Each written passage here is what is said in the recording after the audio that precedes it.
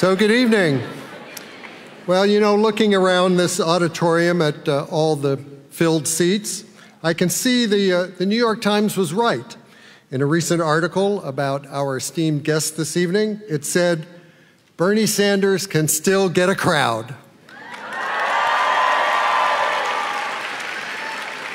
I'm Bradley Graham, the co-owner of Politics and Prose, along with my wife, Lissa Muscatine. And on behalf of everyone at PNP and everyone on the staff here at Lisner Auditorium, welcome. Thank you very much for coming. Putting on an event like this involves a number of people. Our special thanks goes to the folks here at George Washington University and Lisner Auditorium for helping to make this author talk possible. So today is the official release date of Bernie's new book, Where We Go From Here. And just looking at the cover, two things jumped out at me. First, Bernie's name is bigger, has bigger type than the title, which I guess means he's made it to the big time. And the second thing I noticed is how Bernie is described on the cover, New York Times best-selling author. There's no question that Bernie's 2016 book, Our Revolution, was a bestseller, and so was the teen version of that book, Bernie Sanders' Guide to Political Revolution, which came out last year. But best-selling author isn't exactly the first thing that pops into mind when Bernie's name is mentioned. How about famed former 9-year mayor of Vermont's most populous city, former 16-year member of the U.S. House of Representatives, and 12-year member of the U.S. Senate who just won re-election to a third term?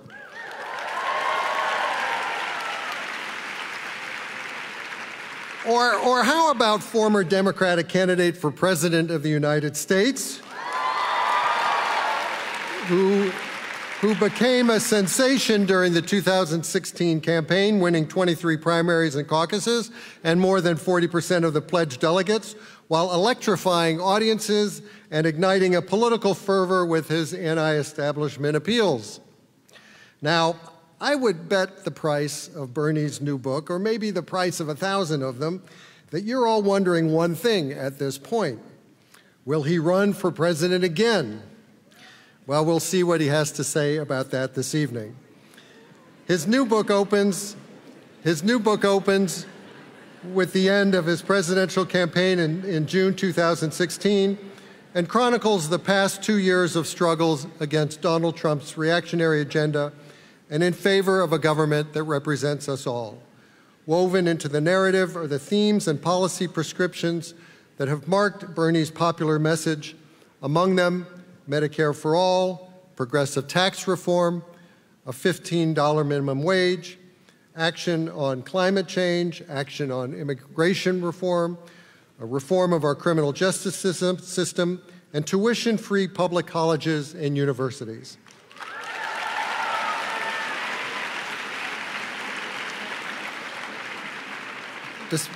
Despite Trump, Bernie actually is heartened by a growing movement of grassroots activists and continues to hold to the belief that, as he says in the introduction to his book, real change never occurs from the top down. It always happens from the bottom up. Ladies and gentlemen, please join me in welcoming Senator Bernie Sanders.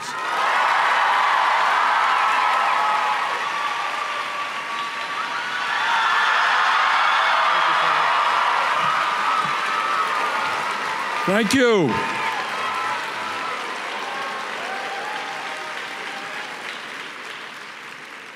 Thank you very much for coming out tonight. I think we're going to have some fun.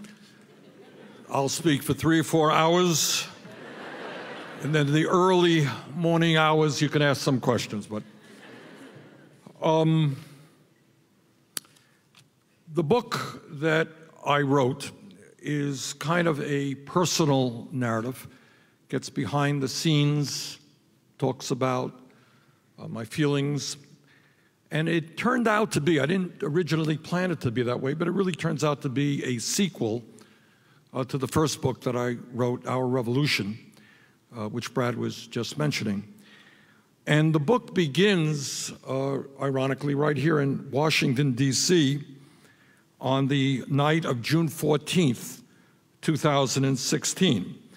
And that was the night, for all intent and purposes, when the Democratic presidential primary process ended. There was the primary here in Washington, the last primary on a long list of primaries. But from our perspective in the campaign had really ended the week before in California. We had hoped to win in California, which would have given us momentum going into the Democratic convention. We started way behind. We worked really, really hard, but we ended up with, I think, 47% of the vote. Secretary Clinton got 53%. And that really was the end of the campaign. And a week later, here in D.C., in a hotel room, Secretary Clinton and her campaign manager, Robbie Mook, and her campaign director, John Podesta, sat down with my wife, Jane, and Jeff Weaver, my campaign manager, and me, and we had a long discussion about essentially what happens next. Where do we go from here? And the first concern that I had is that I wanted to see us work together, as she did, to make sure that we did everything possible to defeat Trump, and then we had to figure out the best way to do it. And it was my view that it was imperative that the two campaigns come together to develop a platform which really spoke to the needs of working families and young people all over this country, a bold platform that could excite people, which I believed would help her to win the election. So one of the things that we agreed on, we began the process that night, is putting together a committee of both campaigns plus people from the DNC, Democratic National Committee, to help us draft the platform. And after a whole lot of work, and I will say that people worked in good faith, differences were resolved in reasonable ways. At the end of the day, what occurred months later in Orlando, Florida, where the platform was voted upon, turned out to be the most progressive platform in the history of American politics.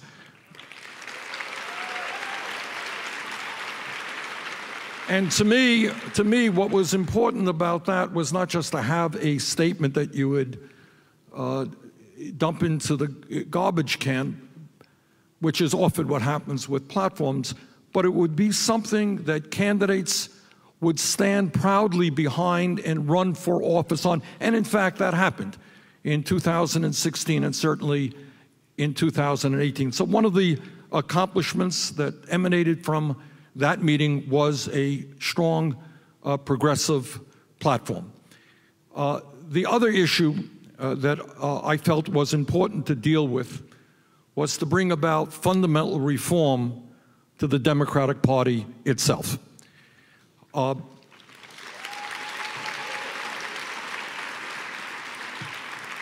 And it is, I tell you, no secret when I tell you that for many years, and we have seen some changes, certainly in 2018, positive changes, but I tell you no secret when I express to you that for many, many years, the Democratic Party's business model, if you like, had failed, resulting obviously in 2016 with the Republicans, right-wing extremist Republicans controlling U.S. House, U.S. Senate, the White House, significant majority of governors, chairs all over this country. Over a 9-year period, Democrats had lost close to 1,000 legislative seats in state capitals all across America. So it seemed to me that it was imperative that we take stock, that we acknowledge the reality, and that is that we need fundamental reforms within the Democratic Party. And again, we put together another committee. Democrats like committees, and this one went on and on and on, I will tell you, and I have great sympathy for people who I appointed to that committee. They suffered immensely. But at the end of the day, a number of months ago, one important reform was in fact passed, And, you know, I fully appreciate and acknowledge that the Clinton people and others were on board. It wasn't something that we had to shove down people's throats. And that was, as some of you may recall, before the very first ballot in the Democratic presidential primary campaign of 2016, before the first ballot was cast in Iowa in early 2017, Secretary Clinton had assembled 500 super delegates supporting her. And that's well over 20% of the total that you need to win an election.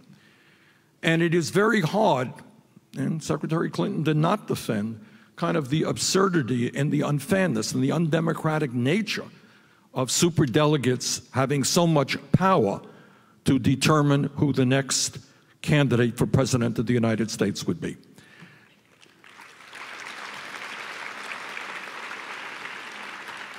And out of that committee process, a few months ago, the DNC voted, ended up unanimous, but I can tell you that the struggle was far from unanimous. The end result may have been to end the ability of superdelegates. And superdelegates, as you know, are often elected officials, senators, congresspeople, governors, campaign contributors, you know, basically the inside elite of the Democratic Party, that as a result of the decision reached a few months ago, those superdelegates will not have a vote on the first ballot at the next DNC convention.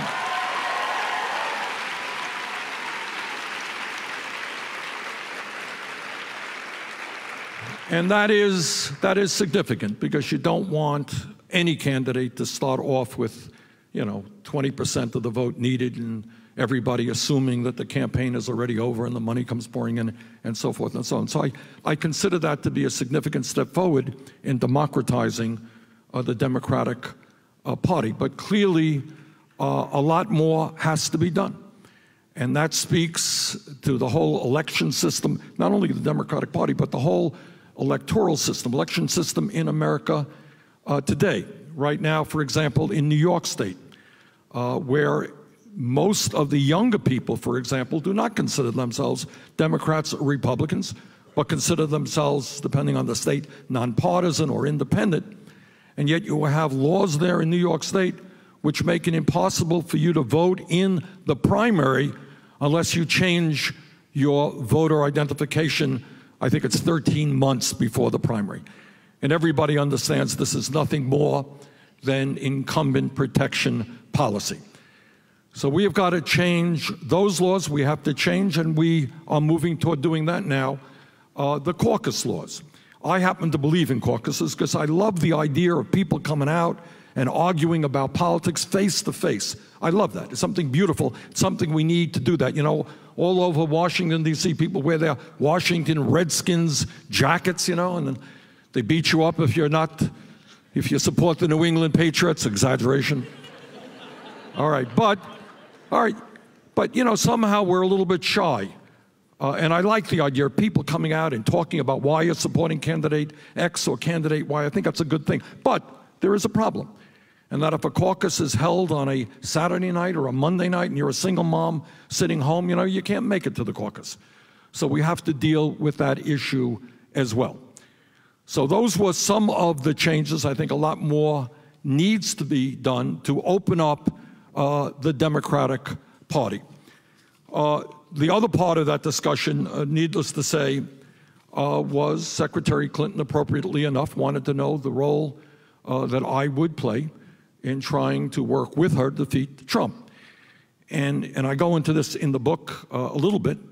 Not all of my supporters, you know, were great, enthusiastic supporters of Hillary Clinton. That I think we can say. But it was, some of them may be here. But it was clear to me, if not all my supporters, that on her worst day, she would have been a much better president than Trump on his best day.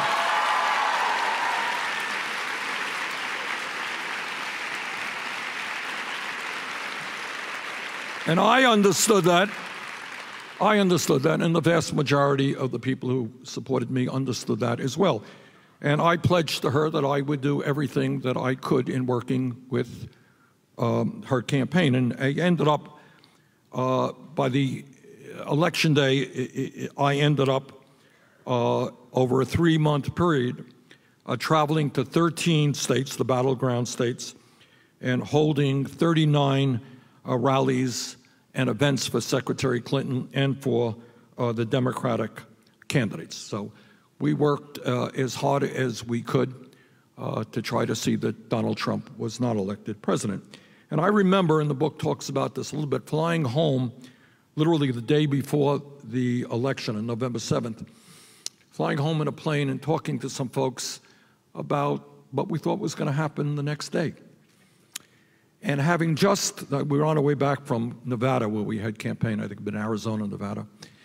And coming back, my feeling, my gut told me that I thought there was maybe a 3-to-1 chance that Secretary Clinton would win. So my attitude going into Election Day was I thought she would win, but I would not be shocked if Trump won. My wife, who is smarter than I am on most issues, she actually thought that Trump was going to win. That was her gut going in.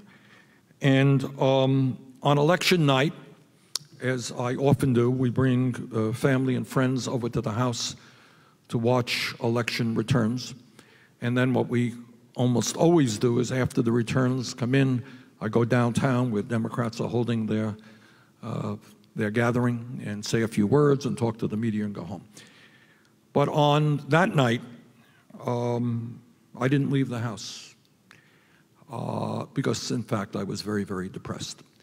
And I was asking, I think, the question that millions of Americans were asking, and that is, how could Secretary Clinton have lost to a man who was a pathological liar, who was a sexist, a racist, a xenophobe, a homophobe, and a religious bigot? And I think all over the country, people were scratching their heads and saying, how did that happen?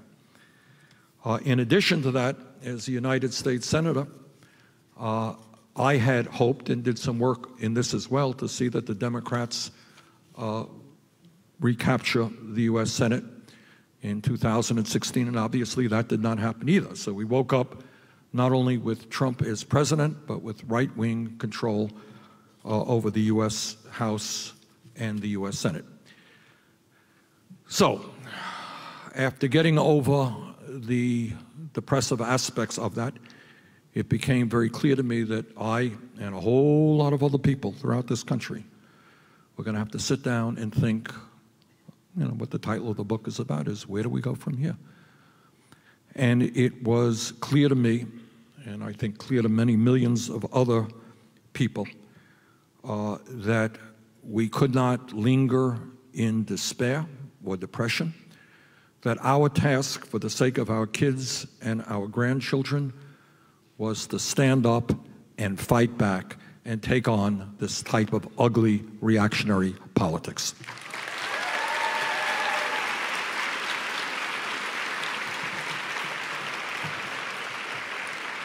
And that certainly was not only, you know, my perspective, that was the perspective of people from coast to coast.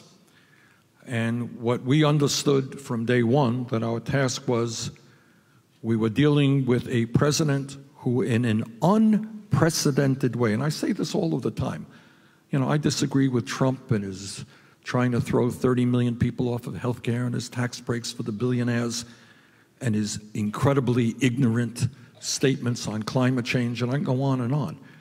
But the thing that galls me the most is that he is doing what no president in my memory has ever done.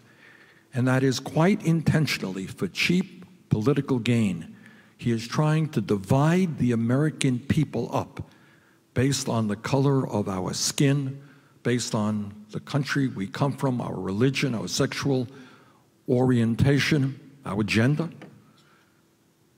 And we understood that our job was exactly the opposite of what Trump was trying to do. Our job is to bring the American people together, black and white and gay and straight and male and female.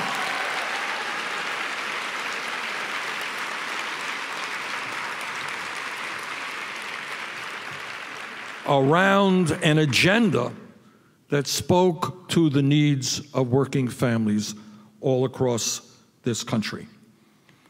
And what we also understood in terms of the Democratic Party, that the Democratic Party could not succeed if it continued to be a party of the East Coast and the West Coast and a few states in between. That we could not continue to turn our backs on states that were some of the poorest in America, that we could not continue to ignore rural America, that we cannot turn our backs on millions of working people who are struggling to keep their heads above water economically, black and white and Latino, that we had to begin the process of going out all over this country with an agenda that brought people together, that had the guts to take on the billionaire class that controls the economic and political life of this country, and to do everything that we could to transform politics in America. That was our assignment, and that was what we had to begin doing after the election. And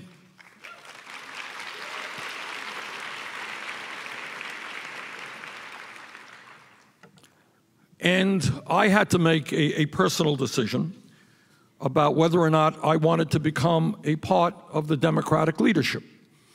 And there were clear advantages to it, and there were disadvantages to it. The leadership has a lot of meetings. If you don't like meetings, it's not a good place to be. But I thought, and one of the important points that I want to make tonight, is that the future of America is not going to be decided here in Washington, D.C. It's going to be decided at the grassroots in 50 states throughout this country.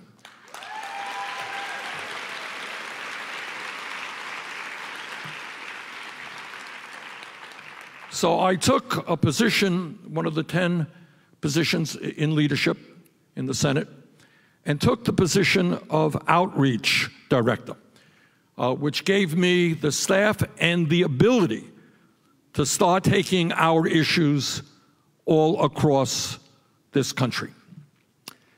Now, going back to the end of my campaign and the midst of the campaign for president in 2016, after our campaign ended, Jane and I had a meeting in my home, our home in Burlington, Vermont. And we, thank you to all the folks from Vermont, the few, and the purpose of the meeting was to ask a pretty simple question, and that is, look, we had run what I think most people agreed was a good campaign, a surprisingly good campaign. We took on the entire political establishment. We ran a campaign in which we had the support of one U.S. senator, a handful of people in the House, no Democratic governors, no big city mayors. We took on a corporate media, which at its best was ignoring us, and then it got worse. They started paying attention to us. And I think we broke the all-time world's record of having 16 negative articles in the Washington Post on one day. I'm pretty proud of that. 16, that was pretty good. And that was their response to the momentum that we were getting. And, you know, there are hundreds of major daily newspapers all over the country, and I'm proud to say that of the hundreds of major daily newspapers, we got the support of one, Seattle Times. But all right. But, you know, when we sat around and I brought together, you know, folks who would work really hard in our campaign, and these were people who had been active in the progressive movement in many cases for their entire lives. These were leaders of the civil rights movement. These were leaders in the women's movement, leaders in the environmental community, leaders in the trade union movement, and other activists. And the question that we threw out is we said, okay, look, we ran a really good campaign. We ended up winning 22 states. We ended up winning over 13 million votes. And maybe most importantly, we ended up getting more votes from young people, people under 30, than Trump and Clinton combined.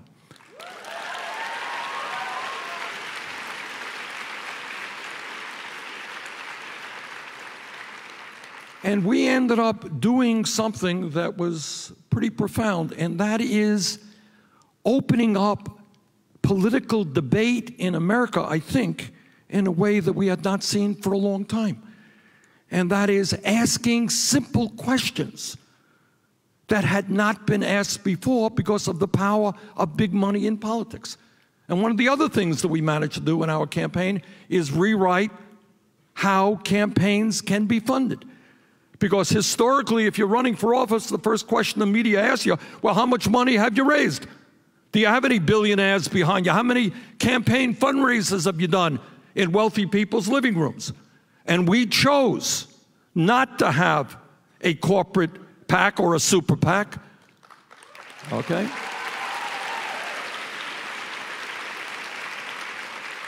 And lo and behold, it turns out that there were over 2 million people who were prepared to make 8 million individual contributions at the famous $27 apiece.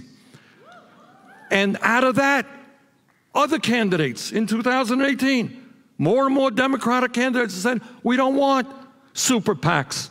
We don't want money from corporations. We're going to ask people for 20 or 30 bucks to help us in a campaign.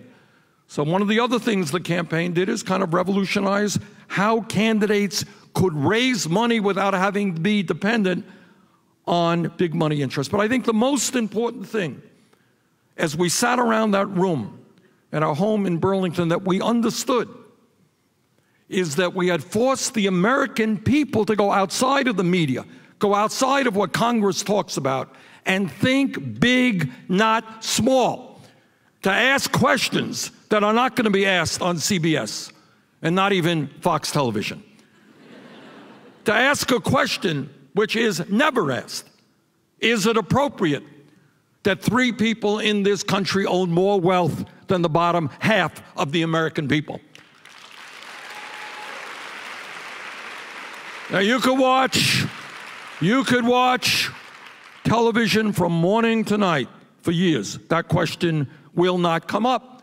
Is it appropriate that the top 1/10 of 1% owns more wealth than the bottom 90%?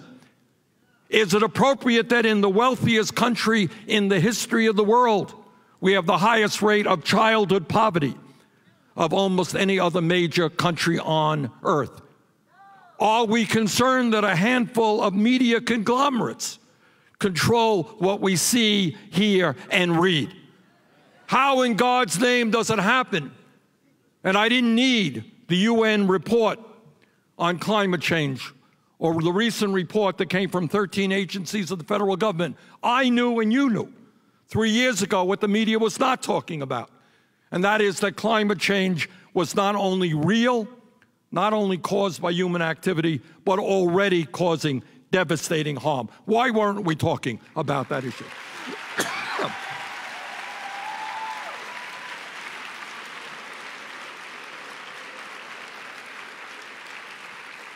So we kind of busted the discussion open. And maybe that was the most important accomplishment. That's kind of what we talked about. So people sat around the room, said, okay, we did all of these things. The American people are now asking questions. Didn't ask before, why are we the only major country on earth not to guarantee health care to all people? Why is it that young people are leaving school $50,000 or $100,000 in debt? Why do we have more people in jail than any other country on earth? Why is it that we have millions of people in this country who have lived here for decades, who are undocumented, who are scared to death that they're going to be deported? So we asked questions that hadn't been out there. And you know what happened? The American people started nodding their heads and saying, yeah, that's a good question. I hadn't thought about that. Where do we go from here? So as we sat around that room in Burlington for a very long time, we asked the simple question of what happens next. And frankly, it would not have been surprising if we ended up doing what virtually every other losing presidential campaign does. It's hard to run a campaign. And at the end of it, in most cases, people say, thanks, we tried, we lost, we're going home, we're going back to our lives. We could have done that. Not just me, not just Jane, but all of the people, or many of the people who were actively involved in the campaign. So we sat around and we talked, and we said, no, we have accomplished too much. We are not going to do what other campaigns have done, is to pack our bags and going to go home, especially, given the crises the country faces. We are going to stay involved, and we're going to continue to do everything that we can, in a sense, to move the progressive movement forward. And what was kind of concluded on that day was that we would go forward in terms of the political revolution that we had talked about, which was basically twofold. Number one, the need to continue to fight for an agenda that speaks to the needs of working families. And that is what we have done, and the truth is, I think, as is widely acknowledged, we have succeeded in that struggle. 3 years ago, when I began the campaign for president, and I said, the United States must join every other major country on earth, guarantee health care to all people as a right through a Medicare for all single-payer program.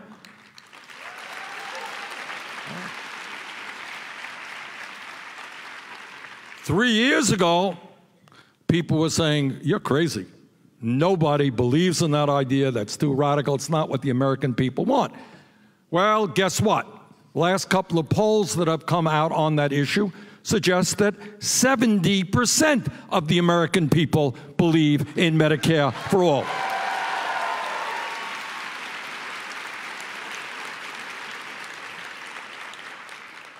Which is why that concept is attacked by Donald Trump every single day, because he sees the same polls that I see.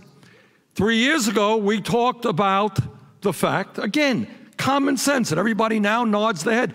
3 years ago, not a long time, people weren't saying, you know what, maybe in the richest country in the history of the world, if you work 40 hours a week, you should not be living in poverty. Whoa, radical idea.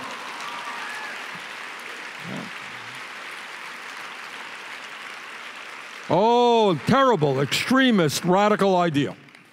How can you believe that? And what we proposed, working with groups like the Fight for 15, was that we raise the national minimum wage from a starvation wage of $7.25 an hour, which it is today, to $15 an hour, a living wage.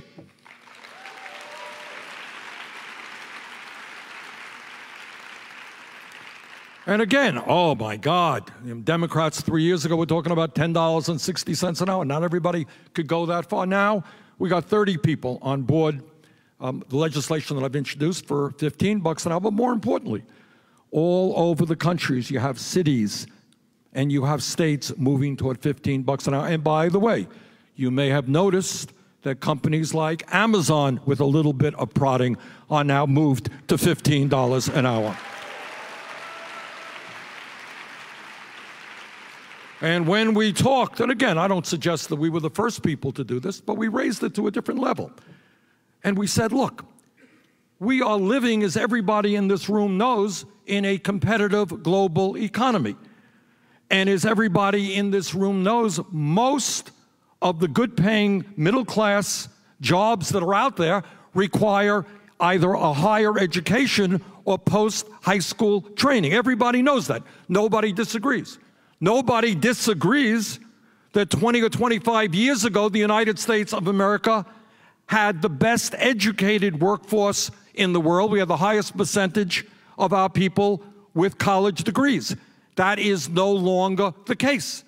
So it didn't seem to me to be a radical idea to say that we should make public colleges and universities tuition-free and lower student debt in this country.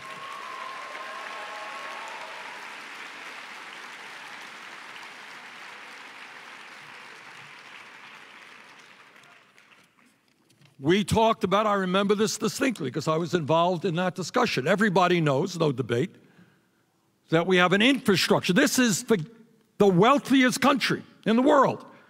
And yet we have an infrastructure, which is our roads, our bridges. And if you think Flint, Michigan is the only city in America with serious water problems, you are mistaken. We have a rail system way, way behind many other countries. We have a major crisis in urban and rural America in terms of affordable housing.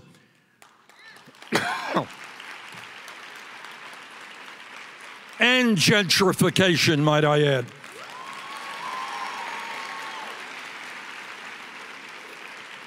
So everybody agrees, no debate about that. I remember a few years ago we said, try to get $1 trillion to be appropriated for that. And people, oh no, it's much too much money. $460 billion is the best that we could do. Well, even Donald Trump recognizes that we now need $1 trillion. In terms of immigration reform, while Trump is demonizing in a disgusting way undocumented people in this country, it turns out that the overwhelming majority of the American people, some 80%, support providing legal status to the young people in the DACA program. 80% of the Americans support that. And a majority of the American people support a path toward citizenship for the undocumented.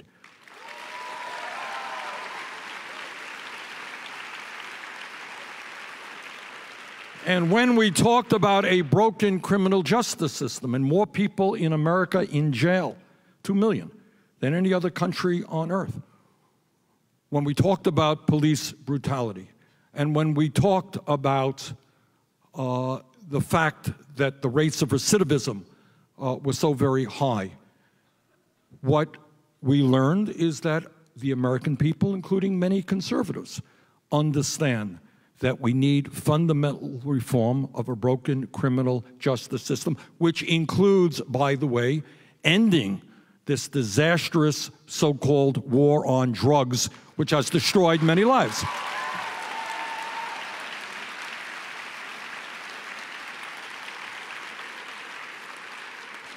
And the issue is the same.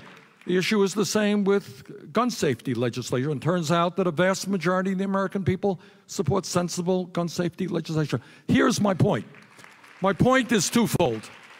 My point is twofold, and that is, number one, it turns out that the American people, if you give them options, if you allow them to get beyond Fox News and Rush Limbaugh, it turns out that the American people are far more progressive than the media perceives them to be.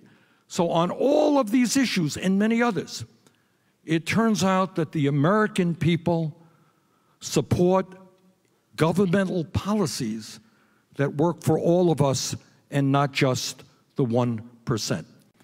So what we felt in Burlington as we discussed that is that we have got to continue that fight, and we have. And I think we have been pretty successful. But what we also recognized is that you can have all the great ideas in the world, but those ideas don't mean anything unless we have people who are elected who are going to carry out those ideas.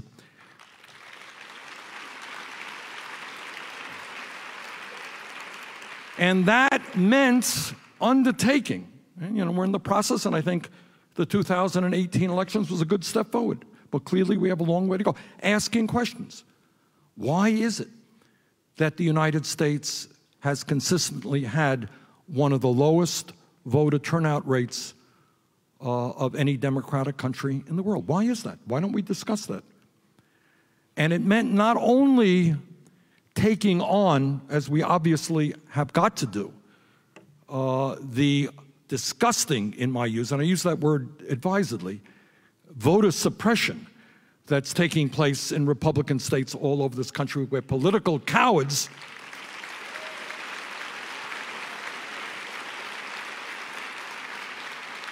I've said this many times. I've run for office in Vermont many times.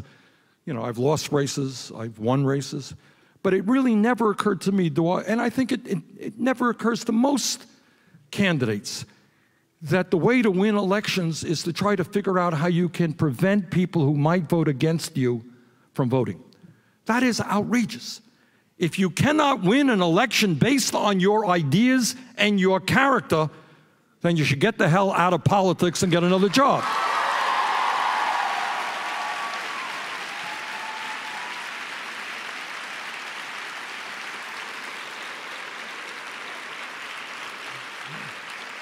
And you got the issue of gerrymandering, where there are states where Democrats win a good majority, but they end up with fewer members of Congress than Republicans because of outrageous levels of gerrymandering. So one of the issues that we talked about in Burlington, all right, where do we go forward? How do we, in the broadest sense of the word, revitalize American democracy?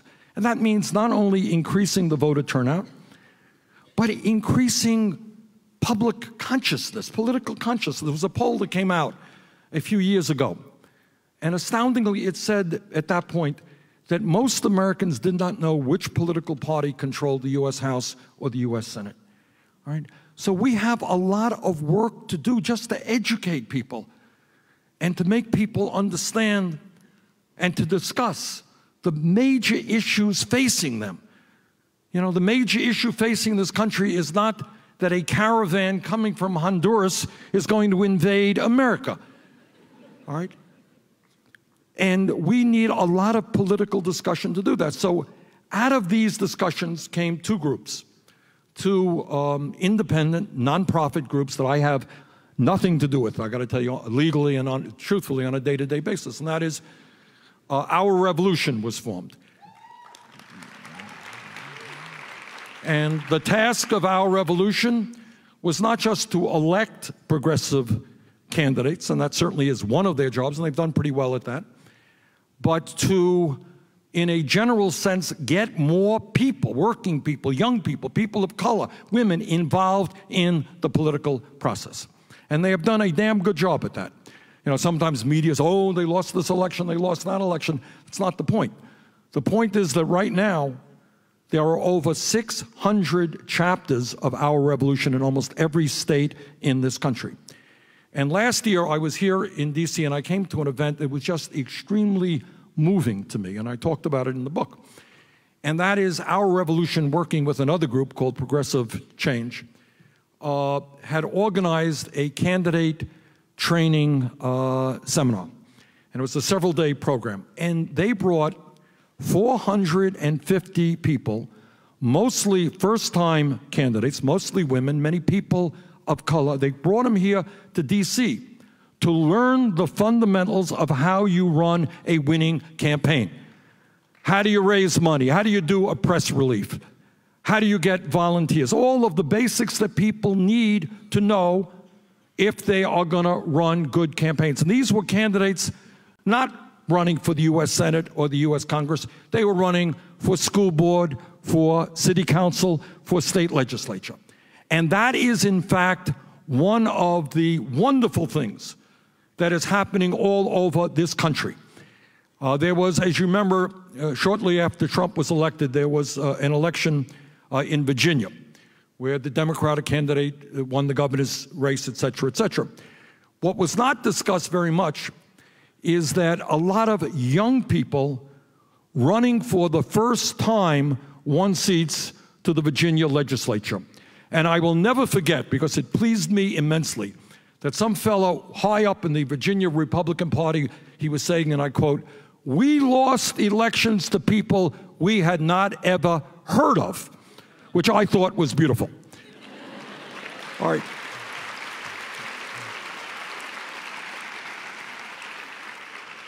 So what the political revolution is about and what Our Revolution is doing just that. It's saying to you, you know what? You can run for office. You can run for state legislature. You don't have to wait in line for 20 years. You don't have to moderate your views. You can go out and knock on doors, tell people what you think, and we'll tell you, give you some advice as to how you can do that. And that, in fact, is one of the transformations that we are seeing in American politics. So in 2018, it's not just that we had a much, much, much higher voter turnout than 2014. is that we saw a significant increase in young people voting in that election. And that is an important step forward for the future of this country. So out of that meeting came the beginning of our revolution. The organization was started off by the first president was Jeff Weaver, who had been my campaign manager. And after he stopped being president, Nina Turner became head of our revolution, and she's been doing a great job running all over the country. And they've had a lot of success. The second organization that developed was a group modestly called the Sanders Institute, which my wife played an active role in forming. And that job was to increase political consciousness in this country, and in a civil way, really bring out issues and start talking about workers' rights, or talking about women's rights, or the environment, or foreign policy in a way that we had not previously seen. And in fact, just this weekend in Burlington, she's putting together a very, very big conference with some of the best minds, not only in the United States, but from all over the world. So the twofold goal that we had after the campaign ended is, number one, to continue the fight to bring people together, to fight for a progressive agenda, and I think we have done a good job on that. And the second fight is to mobilize people at the grassroots level to get involved in the political process in a way that they had never done before. And that's what we've been doing for the last couple of years. Now, the other thing that is very important that we also realize, and it's a real problem that we have to deal with, and that is the nature of media in this country. And it is not my view. I think what Trump's description of the media is dangerous, it is anti-democratic, and it is unacceptable. To call the media an enemy of the people, or to talk about fake news is outrageous. And by the way, at a time when journalists are being killed all over the world for trying to do their jobs, it is beyond comprehension that a president of the United States would say that.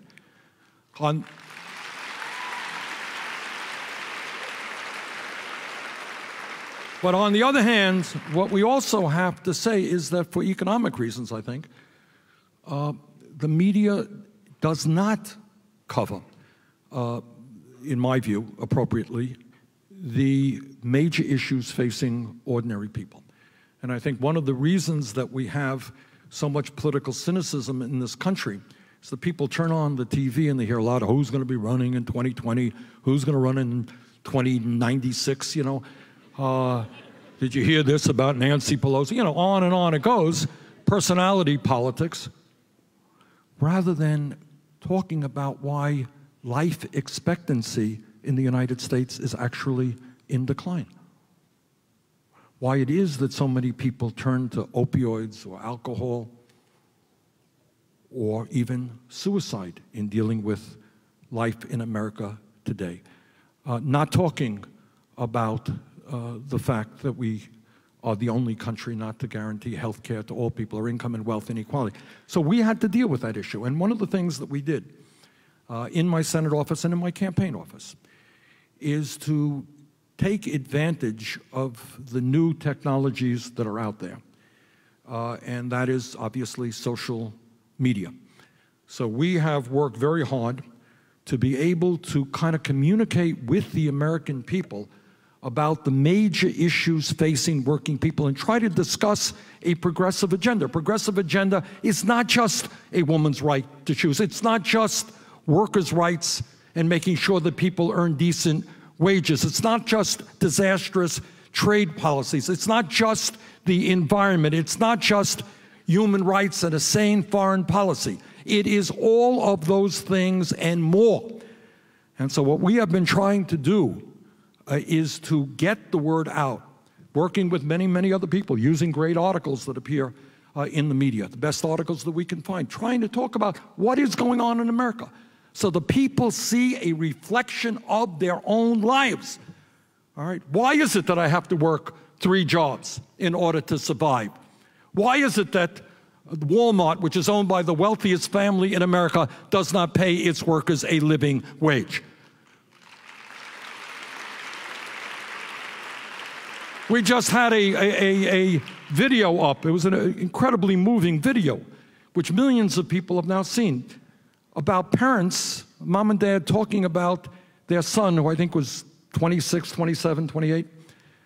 Young man had diabetes, and he was making money. He was working, but he did not have enough money. He had no insurance, did not have enough money to pay for the insulin he needed. He cut back on his insulin, and he died.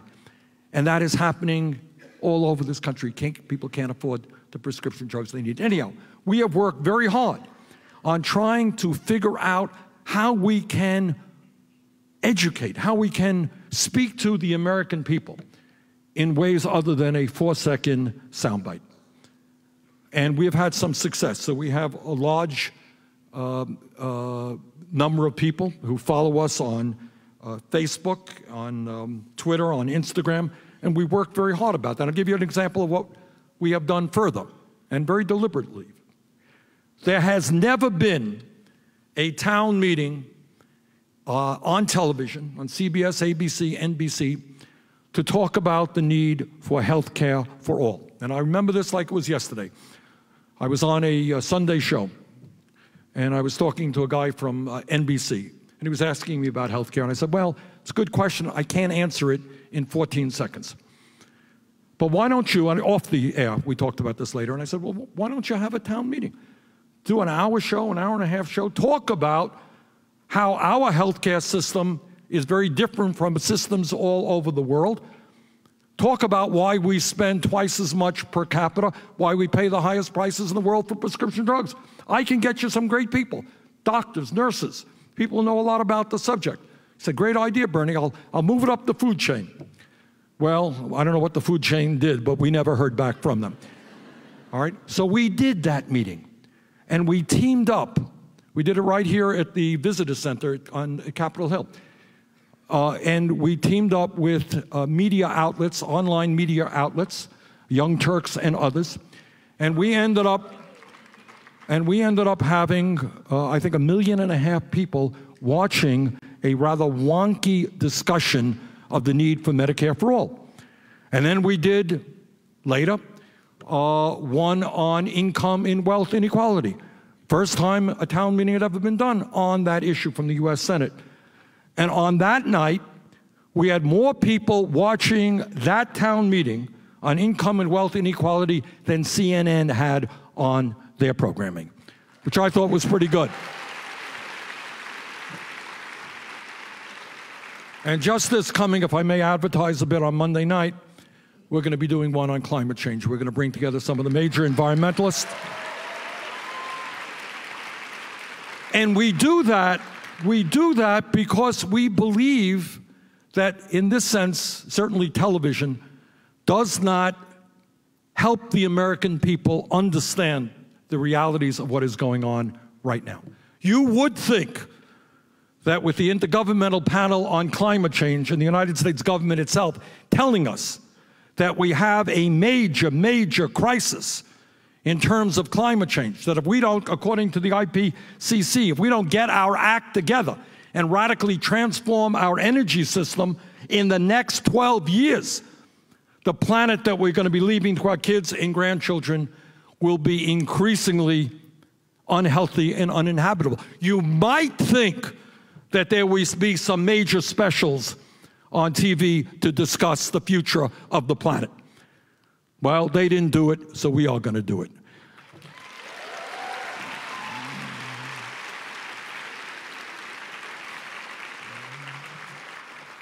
So I say all of that because what the political revolution is about is really thinking deep, not stopping your thought. How do people get the information that they need? How does it happen that Trump has his very own television station called Fox News? What does that mean to America? All right? How does it happen that we have so much income and wealth inequality, et cetera, et cetera? So what we perceive our job is not to have all the answers, but to at least raise the questions that you're not often hearing from Congress or you're hearing from the media. Now, all of you are aware that we had an election a few weeks ago. Were the results as strong as I would have liked? No, they were not. I would have liked to have seen the Democrats gain control of the United States Senate. And I say that from a rather selfish perspective. I would have been chairman of the Budget Committee, which would have been a lot of fun. All right. Didn't happen. But what did happen is the Democrats won, I think, close to 40 seats in the House, and they will become the dominant party in the House. And for the very first time since Trump was elected, there will be some accountability demanded from Congress.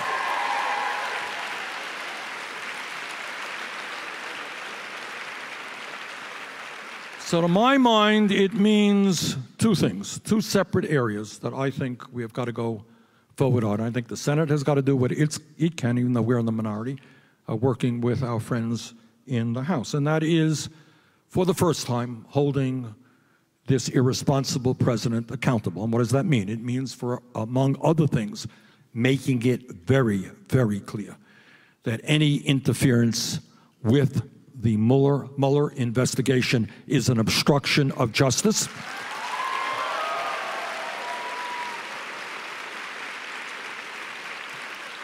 And in my view, obstruction of justice is an impeachable offense.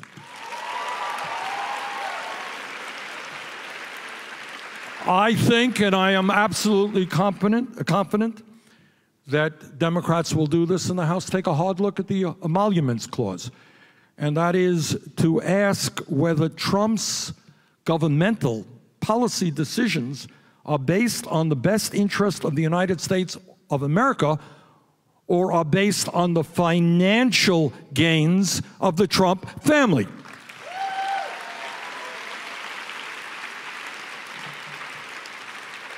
Now, maybe Mr. Trump likes authoritarian leaders like Putin or Mohammed bin Salman of Saudi Arabia because they share his contempt for democracy. Maybe that's the reason.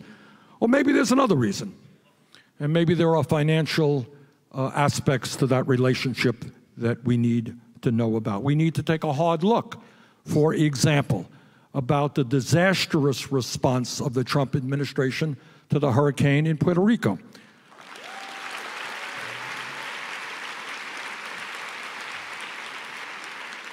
So there's a lot that Democrats can and must do, in my view.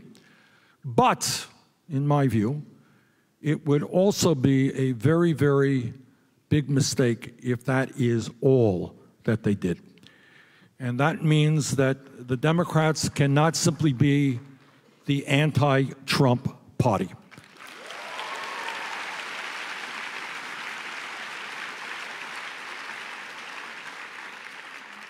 And it means that we need an agenda that speaks to the needs of a struggling middle class.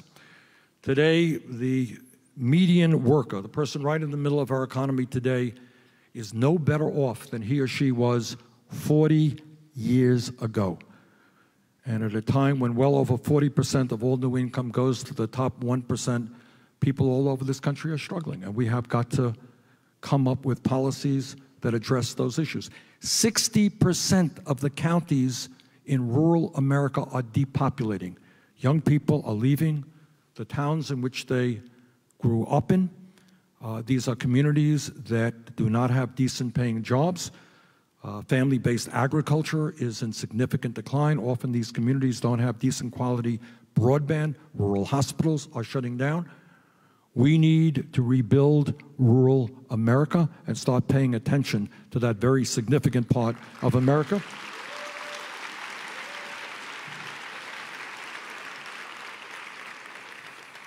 But I think mostly, and here's a very, you ready for a really radical idea? All right. We should actually do what the American people want us to do.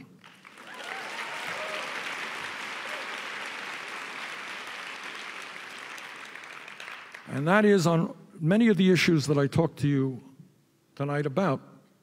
These are not Bernie Sanders' ideas or your ideas or somebody else's ideas. This is what the American people want, all right? The American people, in my view, now we brought forth Medicare for All legislation. It's a 4-year phase-in. This is what it does in the first year. In the first year, it lowers the eligibility age to get into Medicare from 65 to 55. It provides health care to all young people under 18 and lowers the cost of prescription drugs. My guess would be that if the Washington Post polled that tomorrow, 80% of the American people would support that. So maybe, just maybe, the United States Congress should start, in terms of health care, doing what the American people want, and that is moving to Medicare for all. Maybe we should raise the minimum wage to $15 an hour. Maybe we should rebuild our crumbling infrastructure. We have got to be bold.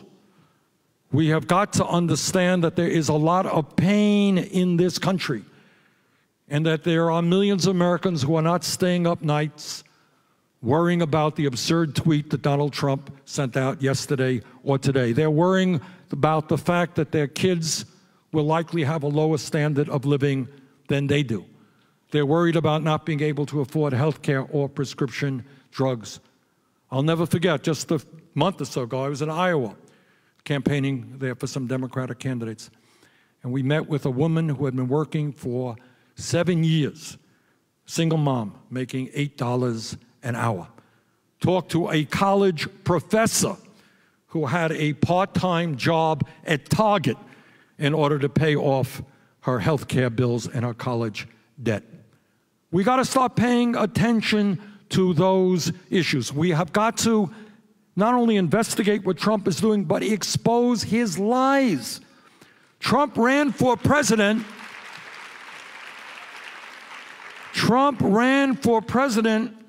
And he said to the American people, you may recall, I'm going to guarantee health care to everybody. He lied. He tried to throw 32 million people off health care. He said that his tax bill would not benefit the wealthy. Lie, 83% of the benefits went to the top 1%. He said he wasn't going to cut Social Security, Medicare, and Medicaid. Lie. His last budget called for $1 trillion cut in Medicaid, $500 billion in Medicare, and $72 billion for the Social Security Trust Fund. So, we have got a lot of work in front of us. I think the good news is the momentum is with us. But we have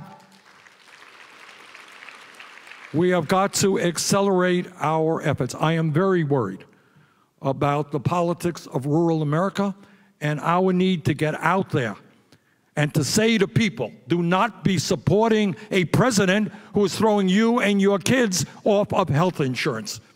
Do not be supporting a party which refuses to raise the minimum wage. So we got a lot of work in front of us, but I do sense that in our country today, we have seen a significant revitalization in the political process. More people are paying attention. More people are prepared to stand up and fight back. More people are thinking big, not small. And I believe, from the bottom of my heart, having been all over this great country and talked to so many people, that if we do not allow Trump and his friends to divide us up based on the color of our skin or where we came from or our sexual orientation or religion, if we stand together and fight for an agenda that works for all of us and not just the people on top, I have absolute confidence that we're going to go forward and transform this economy and this government and create an America that works for all of us, not just the few. Thank you all very much.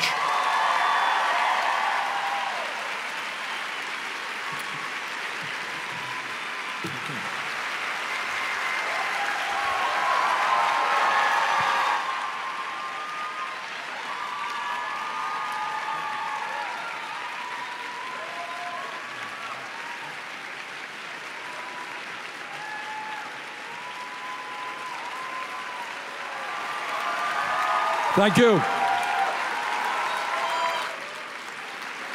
I went on longer than I should have. But Brad, you have some questions from the audience. Sure.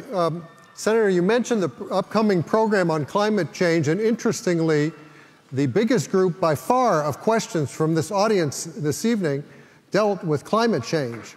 Good. So here's one. I personally am angry at the Trump administration's response to the climate change report. Individually, I feel so helpless in reversing the effects of climate change. How do we make sure the representatives we elect are serious about combating climate change? Well, I am very happy that a lot of the questions deal with climate change. So let's be frank about this issue. First of all, the issue of climate change, not unlike the issue of healthcare, not unlike the issue of Wall Street reform, congressional policy has everything to do with the corrupt campaign finance system. All right, understand that. So what you got now, and I want you to think about it, because this really rests less in politics and more in psychiatry, and that is that you have a fossil fuel industry that has lied and lied and lied about the dangers of climate change. ExxonMobil knew this decades ago, what was going on, and they lied about it. So you have people out there who are willing to risk the future of this planet. We all saw the horror of what happened in California. We saw 85 people dead and probably more than that. 14,000 homes destroyed in an unprecedented fire. We see rising sea levels, which are already impacting Alaska, Florida, and coastal regions all over the world. We have seen heat waves. And what these reports are telling us, that if the temperature of the planet continues to rise, it is going to be very hard for farmers in this country and other countries to grow the corn and the soybeans that they now do. We are facing a global crisis, and it is beyond comprehension. It really is, that we have a president of the United States and a fossil fuel industry that are prepared to reject science in order to profit the fossil fuel industry. So what our job is, what do we do? And that's the bad news. Here is the good news. The good news is that despite Trump, and we're going to discuss this at the climate change town meeting on Monday night, that despite Trump, all over the world, there have been major breakthroughs in energy efficiency and sustainable energy. Cost of solar is going down. Cost of wind is going down. So instead of making it easier for gas-guzzling cars to be on the road by reducing CAFE standards, we have got to move, among other things, to the electrification of our transportation system. We got to rebuild our rail system in this country. We got to weatherize our buildings, and in that we can save an enormous amount of energy and create millions of good-paying jobs. So the good news is we know what to do, and that technology will only get better in years to come. But I beg of you, this is an issue that impacts not only you, but more significantly your kids and your grandchildren. What the scientists are telling us is that what happened in California, the wildfires there, and all over the West Coast, this is not the exception to the rule. If we don't get our act together in a very bold way, that situation becomes even worse. And as custodians of the planet and people who love our kids and our grandchildren, man, we are going to have to stand up, take on the greed of the fossil fuel industry, and transform our energy system away from fossil fuel.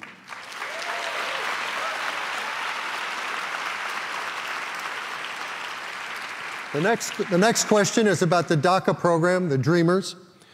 As a DACA recipient, what's next for us? What's your ideal plan for legislation for Dreamers? What do you suggest for Dreamers who would like to pursue careers in politics?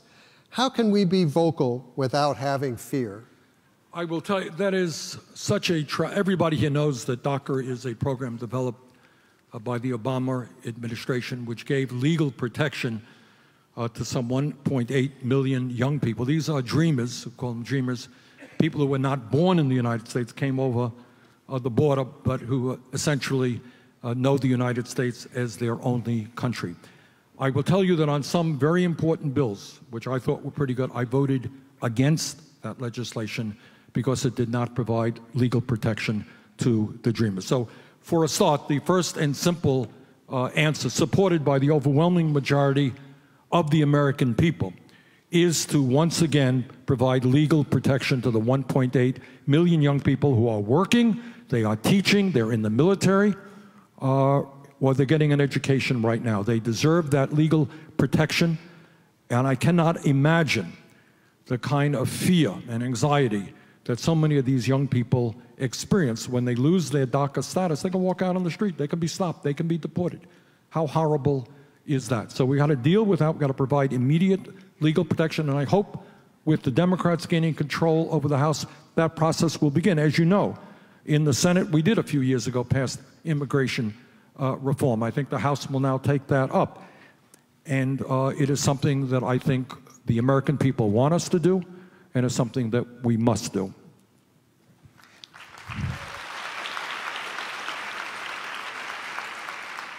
Here's a rather broad question on foreign policy. Where do you see a progressive foreign policy focusing in the next 10 years? Well, that will be a 3-hour discussion, Joel. Let me start on one very specific issue, which is very much on my mind, because I think I'm going to have the bill on the floor of the Senate tomorrow. So I'm thinking about this a little bit. And that is, as some of you may know, and some of you may not know, right now in Yemen, a very poor country of 28 million people, they are now facing the worst humanitarian crisis on earth today.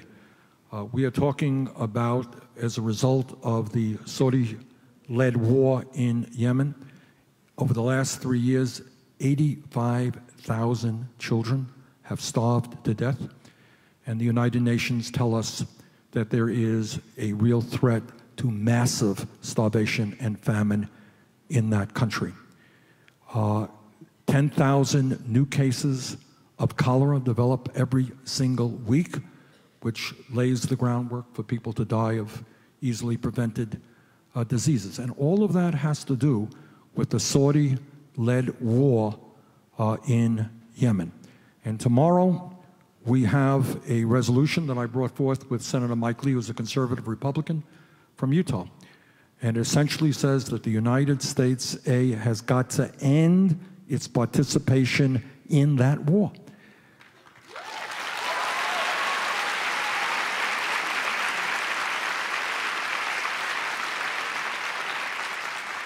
And it is just stunning and hard to believe that we have a president of the United States, and we have to end our participation because that war is being led by a despotic regime in Saudi Arabia where women are treated as third-class citizens, and we should not be allied with them. And to have a president who says, oh, no problem, we're selling them $100 billion of military weapons, of course we are going to be allied with them, is a disgrace to everything this country is supposed to stand for.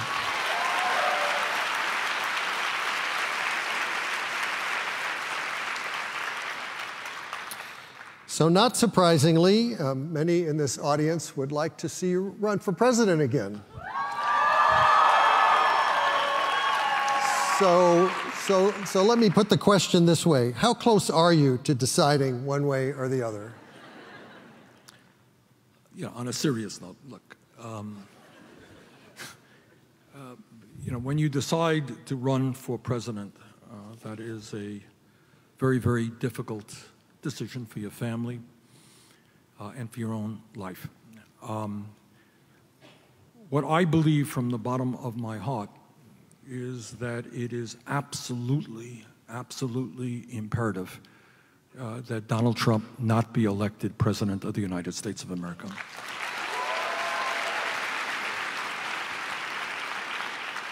And I'm going to do everything that I can to make certain that that does not happen. And to be honest with you, what I am doing right now is talking to people all over this country to get an assessment of whether they think that I am, in fact, the strongest candidate to defeat Trump. If we, there are other good candidates, Democrats, the number of my friends, people I've known for a long time, were thinking of running, and they're good people. And the issue is not ego. It is the understanding that we are in a pivotal moment in American history, and we all got to work together to save our democracy and to protect the middle class and to protect the planet and protect our children and so forth. So it's a hard decision, but I will tell you that I am thinking about it, that we're reaching out to folks around the country. And if, trying to be as objective as I can, conclude that I am the strongest candidate to take on and defeat Donald Trump, then I will do that. If not, that I won't. But we are in that process now of reaching out and trying to make that determination.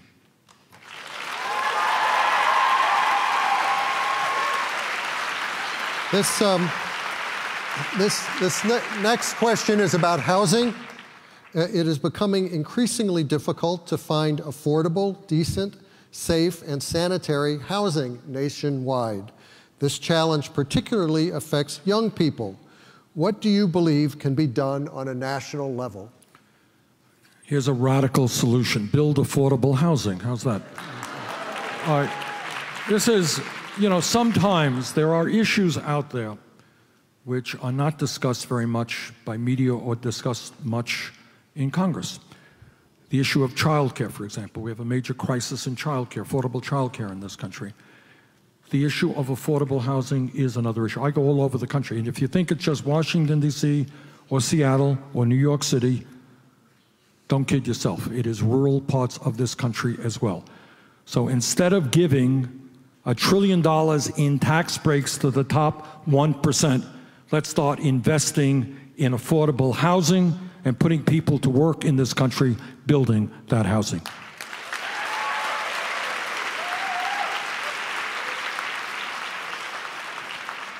So two more questions, Senator. This next one is on anti-Semitism. How has anti-Semitism in America changed in the past century, and how is it the same? Well, let me broaden that issue, because it's not just anti-Semitism, but let me just say this. I think that one of the impacts of Trump's rhetoric has been to, intentionally or not, kind of unleash a lot of repressed hatred that exists in this country. And it's not just anti-Semitism, it is racism, it is anti-Muslim activity, it is misogyny, it is attacks on transgender people and gay people. And this is the number, as you know, of hate crimes that we have seen in recent years, and not just the shooting in the synagogue or other terrible shootings that we have seen. They are on the rise. And we have got to work so very hard to combat all of that racism. I want you all to think for a moment. I mean, I know you all know this, but if you think back over the last 100 years, you think about what went on in this country. In Burlington, Vermont, in northern Vermont, a lot of folks in the early part of the century came over from Quebec. French Canadians came down. And literally in the 1920s in Vermont, there was discrimination, strong discriminations against French Canadians who were Catholics. Catholics were not able to get jobs in banks, if you can believe it. You all know the history of what we have done to the Native American people. You know what we've done to the Asian people in terms of the Asian Expulsion Act. You know the discrimination against the Irish not wanted, the anti-Semitism that we've seen, the discrimination against the Italians and other people. That's what the history of this country has been about. And what we have got to do, and again, as I said earlier, what bothers me most about Trump, it's not only his terrible economic and healthcare policies, is that he is trying once again to divide us up. We have come a long way. Great people struggled to end those types of discrimination. We elected the first African-American president in the history of this country. Okay? More and more women are succeeding in politics. All of that is right and good. And to have a president who is trying to get one group of people to hate another group of people and creating that kind of climate where that hatred can come out, that is unforgivable. So I think our job is to do everything that we can to fight that type of hatred and to bring our people together.